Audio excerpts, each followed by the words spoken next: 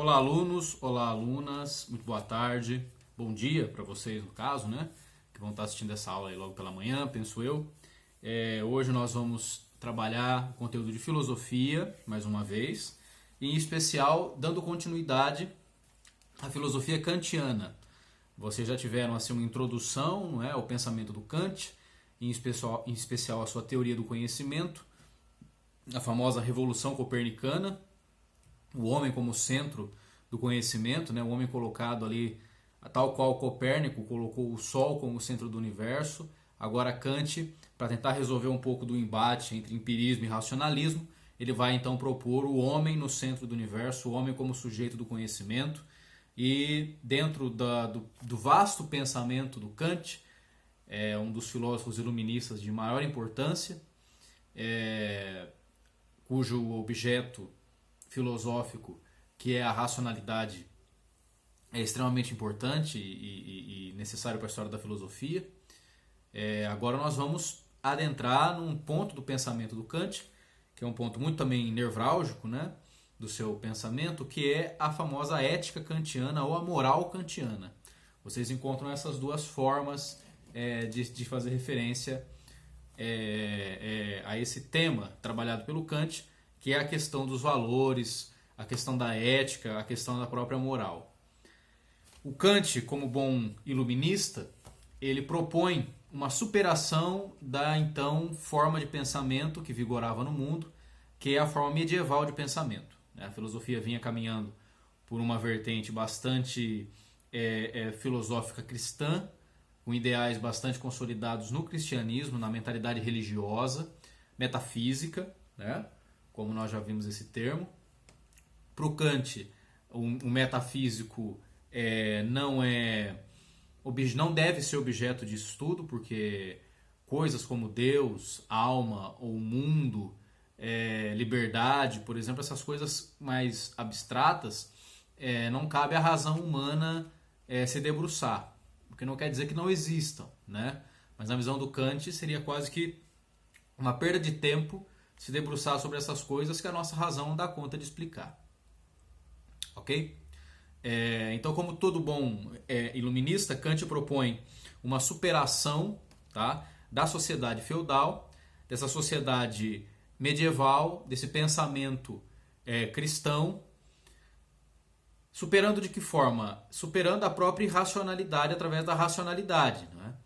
Ou seja, o iluminismo tem esse nome, século das luzes, né? Exatamente para sobrepor o século das trevas, que é a Idade Média, onde toda a forma de conhecimento racional era bloqueado, né? Você tem aí um conhecimento estritamente dogmático sobre as coisas, religioso, com a sua filosofia, claro, com os seus pensadores, claro, mas com uma filosofia muito assim voltada para a defesa e para a apologética cristã. Por mais que usem categorias de filósofos já bem consolidados, como Platão, né, no caso de Santo Agostinho, ou o próprio Aristóteles, no caso do Tomás de Aquino. Existiu uma filosofia na Idade Média, se produziu filosofia na Idade Média, mas era uma filosofia restrita ao âmbito cristão. E o objetivo, digamos assim, do Kant é regressar, ou melhor dizendo, retomar as categorias racionais do ser e do mundo, né? No sentido de então superar essa sociedade onde os dogmas religiosos estão vigorando, para colocar novamente o ser humano e esse ser humano racional com o seu pensamento crítico, que vai lançar luz da razão, não é? Daí então o iluminismo é essa luz da razão que volta a brilhar nas trevas, ok? Para poder entender um pouco da moral kantiana, do como que o Kant vai propor essa ética ou a sua moral, é importante dizer que para o Kant ele busca, diferente do que havia até então na Idade Média, uma moral que seja uma moral universal, ok? Para o Kant, até então, a moral, os costumes, as noções de certo e errado, bom e mal, verdade, mentira, enfim, elas estavam muito vinculadas à questão da condição, condicional, ok? Como é que é isso? Sempre, né, na história da humanidade, na visão do Kant, as noções de bem e mal, certo e errado, estavam vinculadas a questões de crenças. Variando a crença, varia-se as noções que nós temos de bem e mal, certo e errado, justo, injusto, verdadeiro e falso, e por aí em diante. Se isso ou isso depende de uma variável sempre, então nós nunca chegaremos a uma conclusão do que é correto ser feito, do que é certo ser feito, do que é desejável que seja feito, do que é esperável que seja feito, do que é justo, do que é injusto, enfim. Esse estudo está vinculado a uma questão a condicionantes, tempo, lugar, época, contexto cultural, contexto social e por aí em diante.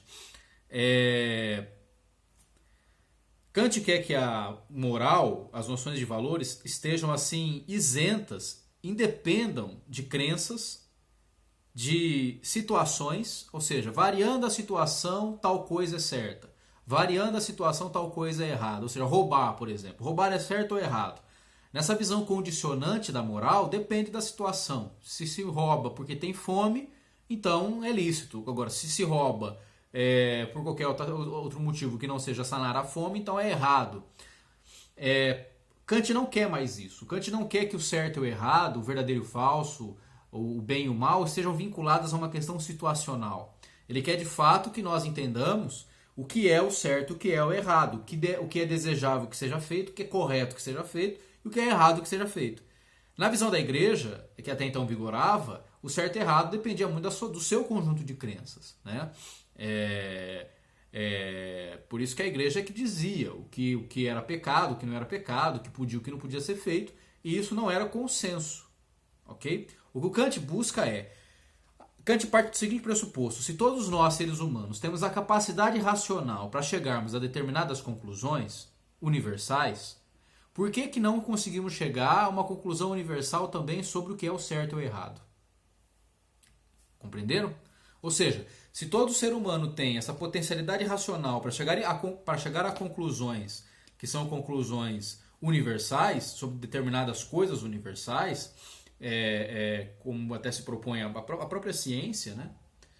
Então, por que não chegarmos também a uma conclusão universal, partindo da razão, do que é o certo e o que é o errado? Qual é a dificuldade? Né?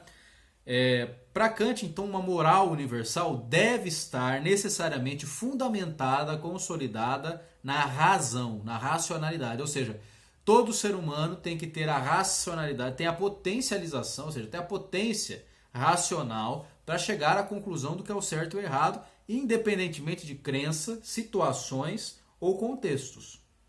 Ok? Daí então, Kant vai dizer o seguinte, que a nossa razão pura, lembrando que ele separa a razão basicamente em duas, né? A razão pura e a razão prática. Tá? A razão pura, para Kant, é aquilo que nos possibilita o conhecimento, né? A nossa própria potência de racionalidade. O fato de sermos racionais nos garante uma razão que é pura e que nos possibilita o conhecimento racional das coisas. Ok? A razão prática é aquela razão que nos leva a um agir, a uma ação.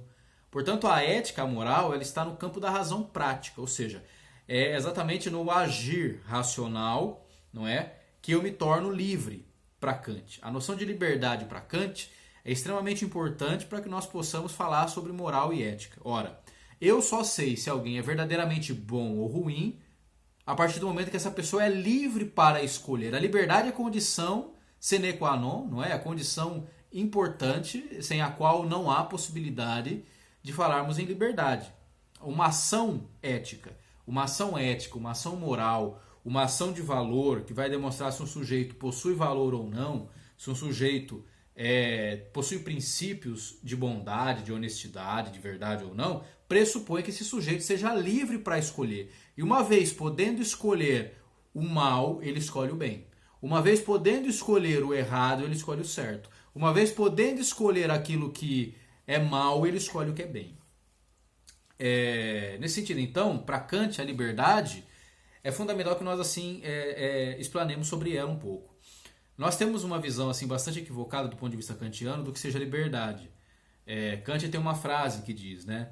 Embora nós olhemos para um pássaro voando no céu e digamos assim, olha, veja como esse animal é livre, não existe liberdade aí para Kant. Por quê? Porque o animal, no caso o pássaro, ele está condicionado a fazer somente aquilo, pelo seu instinto, pela sua espécie. não é? Então não é porque um animal está em pleno voo no céu aberto que ele é livre. Por quê? Porque ele não pode não fazer aquilo, ele não tem escolha. Um pássaro passareia, digamos assim, não é? Assim como um cachorro cachorreia, um coelho coelheia, né? Ou seja, cada animal age segundo a sua espécie, é determinado pelo seu instinto de espécie. Portanto, por mais que aquilo que o pássaro acabe servindo assim, do ponto de vista simbólico, como simbolização da própria liberdade, não existe liberdade aí. Por quê? Porque ele está condicionado àquela ação. Ele não pode escolher não fazer assim. Jamais um pássaro acordará um dia e simplesmente porque escolheu dirá, olha, daqui em diante eu não vou mais voar porque eu vou fazer aqui um protesto.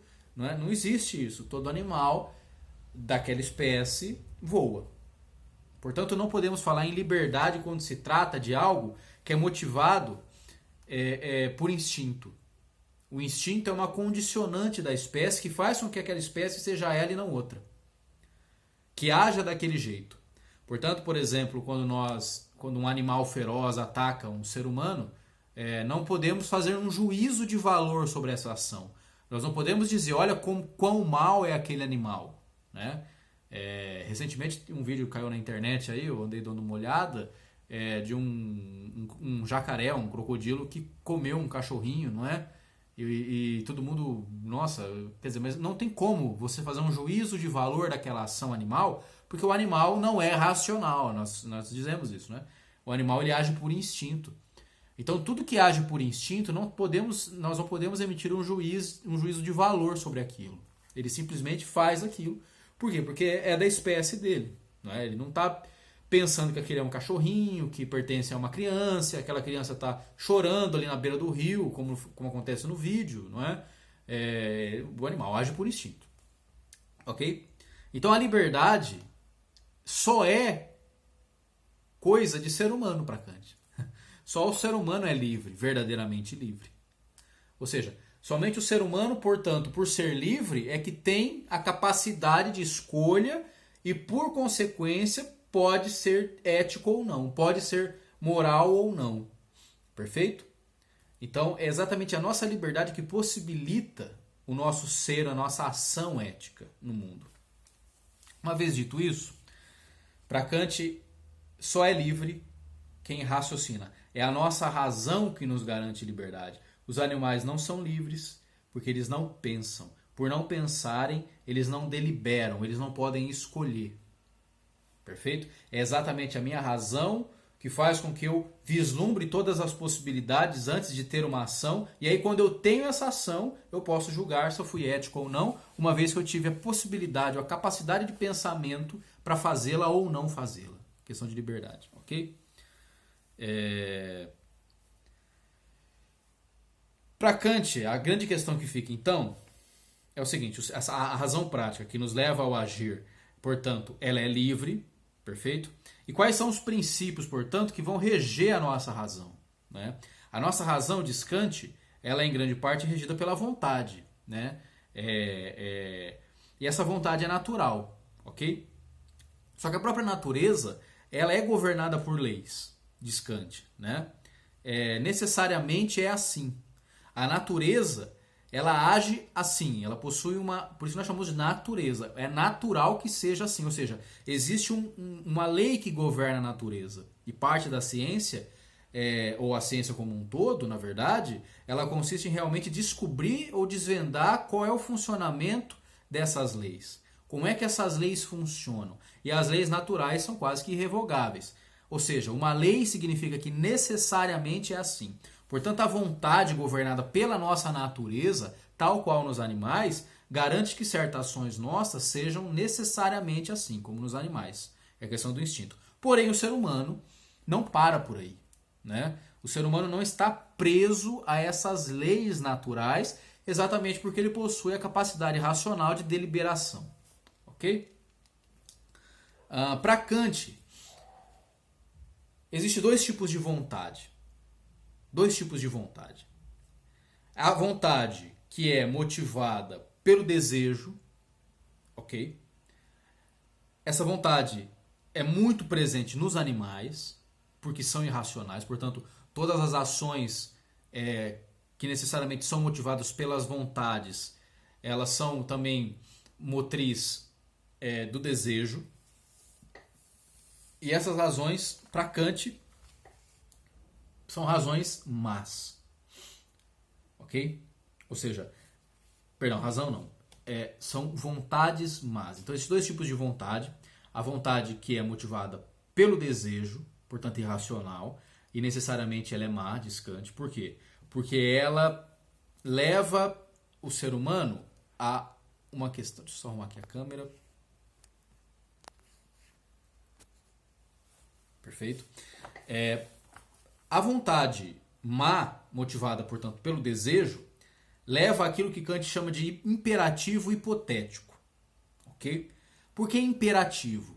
Porque é o imperativo que há em nós e há também nos animais, que é esse imperativo no sentido de que nós somos governados por certas leis naturais, por certos desejos que são naturais a nós e também aos animais e muito mais presente neles, que nos levam a ações que Kant chama de imperativo hipotético, ou seja, é o imperativo interior baseado na hipótese. No que hipótese?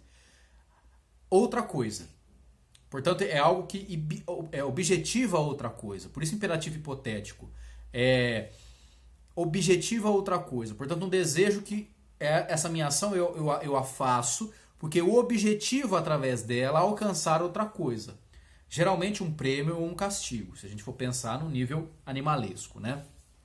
Os desejos que movem os animais são desejos que objetificam outra coisa, não é? Por exemplo, o animal ele age, toma determinada ação, porque ele está visando ter, por recompensa, algo que não está na sua ação em si, mas em outra coisa. Exemplo, vamos pensar no adestramento de um cão, né? O cão, para ser adestrado, ele percebe dentro da sua vontade, do seu desejo, né, que apesar de desejar aquilo, se ele o fizer, ele sofrerá um castigo. Agora, por outro lado, se ele fizer determinada ação, ele receberá um prêmio. É a tal de ensinar o cão a dar a patinha, né? Você ensina o seu cão a dar a patinha, ele vai sendo condicionado a perceber, uma percepção, não é? De que toda vez que ele tem aquela ação, ele recebe um prêmio em troca.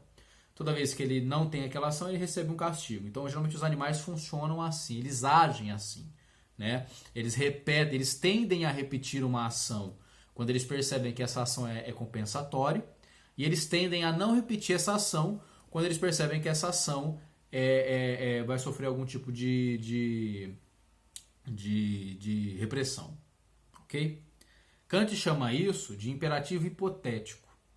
Ok? Motivado pelo desejo e cuja ação visa uma outra coisa que não ela própria. Perfeito? E existe uma vontade, que Kant vai dizer que é uma vontade boa, ok?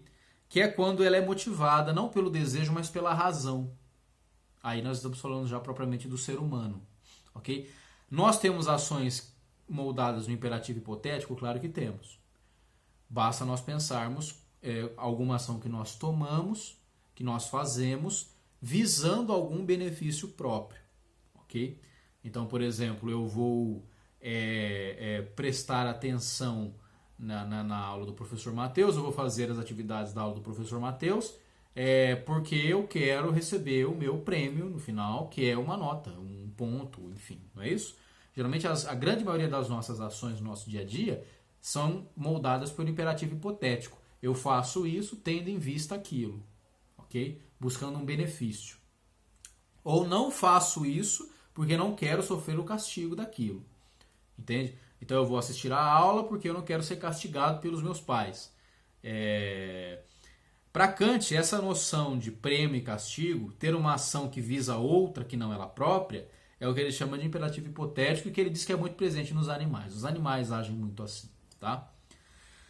Só que o ser humano, para Kant, e é aí que entra a moral kantiana, o ser humano, para Kant, não deve agir assim. Por quê? Porque quem age tendo ações que visam outra coisa, são os animais. E o homem não é apenas um animal. Ele possui a sua categoria racional que lhe garante o status de ser humano. Tá? Para Kant, a vontade, quando boa, leva o homem ao que ele chama de imperativo categórico, não mais imperativo hipotético, mas imperativo categórico, ou seja, que trabalha com categorias que são universais, necessárias e racionais. O que quer dizer isso? O imperativo categórico, vamos lá, o imperativo categórico é fruto de uma vontade boa que, diferente do imperativo hipotético, não visa outra coisa a não ser ela própria. Entenderam? O imperativo categórico, diferente do imperativo hipotético, é também movido pela vontade, porém uma vontade boa que faz com que eu tenha ações que possuem um fim em si mesmas e não que visem outrem. Vamos lá. O que significa fazer uma ação que tem um fim em si mesmo? Significa fazer algo porque algo tem de ser feito e não porque eu teria algum benefício com isso ou algum malefício com isso. Por isso que o imperativo categórico tem esse nome, porque trabalha com categorias que são universais. Ou seja, categorias que servem para todos, são necessários para todos e são racionais porque todos conseguem chegar a essa conclusão. Então, para Kant, o imperativo categórico não trabalha com a ideia de que certo e errado é uma questão de situação ou de crença. Porque para Kant, por que imperativo categórico? Porque aquilo que é universal é porque todo mundo consegue chegar a essa conclusão, independente do lugar que vive. Por que necessário? Porque necessariamente é assim. Exemplo, para Kant não existe essa história de que matar é certo ou errado dependendo da situação. Para ele, matar, universalmente falando, só pode ser algo errado. Por quê? Porque racionalmente não pode ser algo bom. Ninguém pode tirar algo, ninguém quer ser morto. Não é? E é necessário por quê? Porque para a vida continuar, eu não posso estar morto, eu não posso matar alguém. Por isso, para Kant, as noções de valores não são variáveis. São necessárias, universais e racionais. Perfeito? Portanto, uma ação moral correta, uma ação ética correta, segundo Kant, é aquela que possui fim em si mesmo. Portanto, é motivada pelo dever de fazer isso. Pela boa vontade, que ele chama. Portanto, aí então entra a questão, o imperativo categórico, nada mais é do que a ética do dever. De novo, o imperativo categórico nada mais é do que agir pelo dever da ação. É exatamente porque eu sei racionalmente, universalmente, necessariamente que tal ação é boa, é meu dever fazê-la, ainda que ela não me traga benefícios.